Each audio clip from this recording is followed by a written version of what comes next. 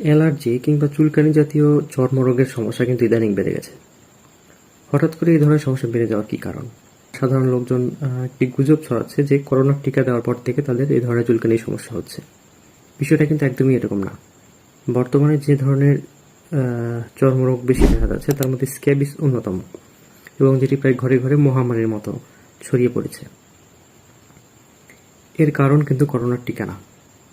এই রোগটির প্রধান কারণ হচ্ছে একটি জীবাণু, যার নাম হচ্ছে সার্কোপ্টিস স্ক্যাবি হোমিনিস, যেটা মানুষের শরীরে বাসা বেঁধে এই ধরনের যে অ্যালার্জির সমস্যা বলেন বা চুলকানির সমস্যাগুলো বলেন, এগুলো তৈরি করছে।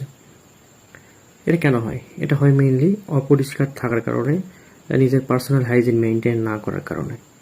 এখন এমন কেউ একজন ছিল বা আছে যে নিজের ব্যক্তিগত পরিচ্ছন্নতা বজায় রাখে নাই, পরবর্তীতে তার এই ধরনের সমস্যাটি হয়ে গেছে, এবং এটি কিন্তু অত্যন্ত ছোঁয়াচে। হ্যাঁ, তারা কোনোভাবে সংস্পর্শে গেলে তারও সেটি হবে।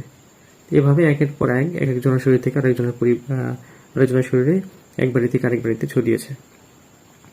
এটি নির্মূল করার জন্য অবশ্যই রোগ নির্ণয় খুবই জরুরি। রোগ নির্ণয়ের জন্য অবশ্যই একজন রেজিস্টার্ড চিকিৎসকের নিকট যেতে হবে। এরপর নিজের ব্যক্তিগত পরিচ্ছন্নতা বজায় রাখতে হবে। চিকিৎসকের পরামর্শ মতো ওষুধ এবং ক্রিম বা লোশন যেটা দিক না কেন সেটা ব্যবহার করতে হবে। পাশাপাশি নিজের ব্যক্তিগত যে জামা কাপড়, সকল জামা কাপড়গুলো ভালোভাবে ইস্ত্রি করে কিংবা গরম পানিতে কেচে ভালোভাবে রোদে শুকিয়ে তারপরে ব্যবহার করতে হবে। এবং এই রোগের চিকিৎসা একা নিলে হবে না, পরিবারের সকলকেই এই রোগের চিকিৎসা গ্রহণ করতে হবে, ইভেন সুস্থ ব্যক্তিও। কারণ এটি একটি অত্যন্ত ছোঁয়াচে জীবাণু, যেটি যে কারো শরীরে যে কোনো জায়গায় থাকতে পারে।